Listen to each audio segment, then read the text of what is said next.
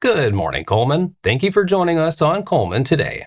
I'm your host, Dustin Isom, and today is Tuesday, August 11th. Coming up on Cullman Today, more than 900 runners and walkers turn out to honor the life and legacy of Christina Chambers at the inaugural Twilight 5K. Plus, Sheriff-elect Chad Whaley outlines plans to add school resource officers and expand training on Cullman County campuses. And the community is rallying around a Blountsville family of 6 after a fire destroys their home. All this plus your sports, weathers, 4 and 4, and more. So now let's take a closer look at the top stories happening in Cullman today. More than 900 runners and walkers filled the streets around Cotton Creek Friday night for the inaugural Christina Chambers Twilight 5K. The August 7th race honored Christina Chambers, a 2006 Cullman High School graduate, former WBRC sports reporter, and avid runner who died in December at age 38. Organizers said 909 people registered for the race, far exceeding early projections of about 500 participants. The course began and ended at Cotton Creek, taking runners through southwest Cullman before an evening gathering with food, activities, and live music. Chambers' family said the turnout reflected the impact she had on friends, colleagues, and the Cullman community. Local athletes, businesses, volunteers, and public safety agencies also helped with the event. Net proceeds will benefit Chambers' son, Constantine, along with local charitable causes, including the Willow Path, which serves survivors of domestic violence. As the Cullman County Sheriff's Office recruits additional school resource officers, Sheriff-elect Chad Whaley says he wants to increase staffing, tactical training, and officer involvement on school campuses. Whaley, who spent 12 years as an SRO, said his long-term goal includes adding officers to the county's high school campuses. He said some K-12 campuses have between 1,200 and 1,500 people on site on an average day, and having 2 SROs would immediately improve safety. He said additional staffing would improve security while giving officers more opportunities to work directly with students, teachers, and staff. Whaley also plans to expand tactical training for SROs, including exercises with the Sheriff's Office SWAT team. He said larger training exercises with schools and other emergency responders will also continue. He said building relationships remains a central part of the job because an SRO may be the primary law enforcement contact many students and families have. The Sheriff's Office is also encouraging retired law enforcement officers to apply for SRO positions. A Blountsville family of 6 is receiving an outpouring of community support after losing its home in a fire Sunday night. The August 9th fire was a complete loss, leaving the family in need of clothing and support. Brittany Nicholson said the response has included prayers, messages, calls, and offers of help during what she described as one of the most devastating experiences the family has faced. Clothing donations are being accepted for adults and children, with needs ranging from girls size 4 through men's size 2XL. Donations can be dropped off at the family sawmill at 3277 County Highway 47 in Blountsville. A GoFundMe has also been established to help the family start over after the fire. And that's all for our top stories this morning. Coming up, Cold Springs is looking to keep its offense rolling as the Eagles replace their starting quarterback and prepare for a challenging new region. Sports is next.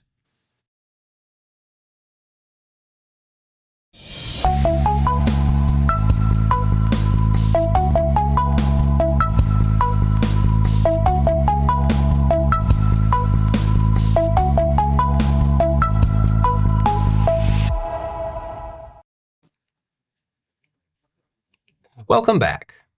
Cold Springs is preparing for the 2026 football season after finishing 6-4 and narrowly missing the playoffs last year. The Eagles averaged nearly 36 points per game in 2025, but head coach Brandon Voisey will have to replace graduated quarterback Aiden Black as Cold Springs enters a challenging new region. Senior Ethan Day and sophomore Brandon Chastain are competing for the starting quarterback job. Both are also expected to contribute at slot receiver.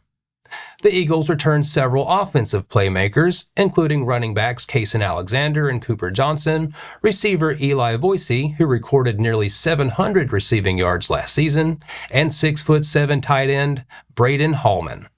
Senior Bailey Gann is the only returning starter on the offensive line. Defensively, Cold Springs returns Johnson at linebacker and Hallman at defensive end. Voisey said the Eagles showed improvement throughout summer workouts, particularly in the passing game and on defense. Cold Springs opens the season August 28th at county rival Vinemont. Coming up after the break, Cullman County libraries make changes to meet new state requirements. CATA lands a new business contract, and the Agriplex prepares for its signature fundraiser. 4 stories in under 4 minutes is next.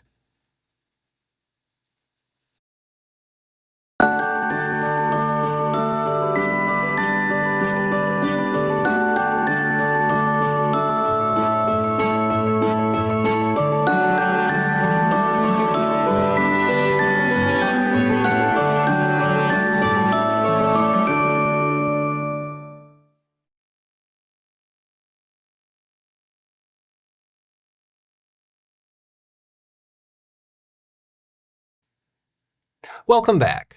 Now it's time to speed things up with the news rundown. 4 stories in under 4 minutes. The Cullman County Public Library has approved policy changes required to remain eligible for state aid. During its August 6 meeting, the board adopted updated language concerning materials available to minors. Library sections for those under 18 must remain free of material classified as obscene, sexually explicit, or otherwise inappropriate under the new requirements. The library has eliminated its young adult section, reclassifying those books into general fiction. Officials said no books were permanently removed, though some materials were located to adult sections. With parental consent and a waiver, a child may be permitted to check out those titles. The board also announced patrons no longer have to show identification to use public computers, with guest passes available for those without library cards. Library officials also reported a strong summer with 553 new library cards issued, 76 programs drawing more than 3,500 attendees, and more than 12,000 physical books checked out. A recent business visit to the Cullman Area Technology Academy resulted in a new contract for the school and highlighted how local students are preparing for high-demand careers. DEX Imaging representative Jennifer Leonard visited CATA on August 6th as the school completed a new agreement with the Office Technology Company. Terms of the contract were not announced. During the visit, Leonard toured programs offering hands-on training in fields including cybersecurity, healthcare, welding, automotive technology, engineering, construction, and industrial maintenance. CATA, part of Cullman County Schools, offers 15 career and technical education programs designed to prepare students for employment or continued education. Leonard said she was impressed by the real-world experience students receive and the school's partnerships with local businesses and industries. Cullman County Schools has said expanding those partnerships is part of its effort to strengthen career pathways for students while helping meet local workforce needs. The North Alabama Agriplex will host its 10th annual Harvest to Home Local Foods Dinner and Auctions on Thursday, August 27th at the venue at Cotton Creek in downtown Cullman. Doors open at 5 p.m. with dinner served at 6. The Agriplex's signature fundraiser will feature a seasonal farm-to-table dinner prepared by local eats, along with silent and live auctions, a cash bar, and photo booth. Melanie Maddox will serve as MC while Kent Stanford and his team will lead the live auction. Tickets are $52 per person or $520 for a table of 8 and are available through the Agriplex. All proceeds will support the North Alabama Agriplex's agricultural outreach and educational programs. West Family Farms in Eva is giving visitors a chance to build their own bouquets with weekly You Pick flower sessions. The Morgan County Farm is offering reserved picking times from 8 until 11 a.m. Thursdays and Fridays. Each $20 reservation includes temporary use of flower snippers and a half-gallon jar that visitors can fill from the designated flower field.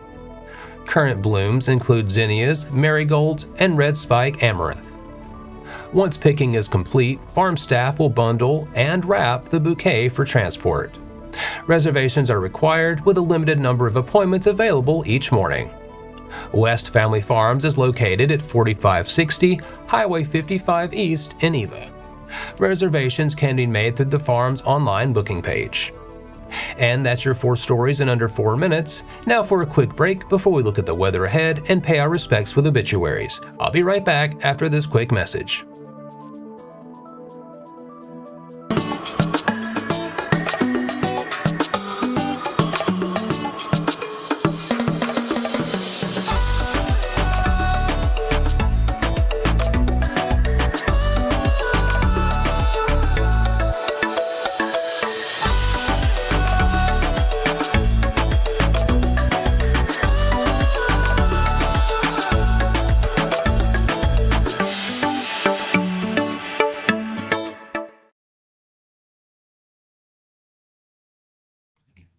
Let's take a moment to remember those who lost their lives this week.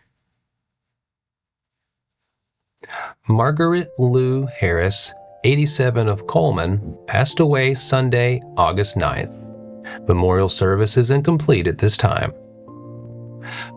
Elizabeth Denny Jean Sandlin, 62, passed away Saturday, August 8th. Graveside service will be Wednesday, August 12th at 10 a.m. at Holly Pond Cemetery. Our thoughts and prayers go out to their friends and families. Now, let's take a look at your weather forecast. Today, we have a 40% chance of showers and thunderstorms, mainly between 1 and 5 p.m. Some patchy fog is possible before 9 this morning, but otherwise, it'll be mostly sunny with a high near 89 and heat index values up to 101. Tonight looks mostly clear with a low of around 73. Tomorrow brings a 40% chance of showers with thunderstorms also possible after 10 a.m., but otherwise, it'll be mostly sunny with a high near 90 and heat index values up to 102. Tomorrow night will be partly cloudy with a low around 73. And that wraps up another edition of Cullman Today. Thank you for sharing your morning with us, and remember to stay connected by following us on social media and visiting CullmanTribune.com for the latest from our community. We'll be back bright and early tomorrow morning at 6:30 a.m., but until then, I'm Dustin Isom with Cullman Today. Have a great day, Cullman.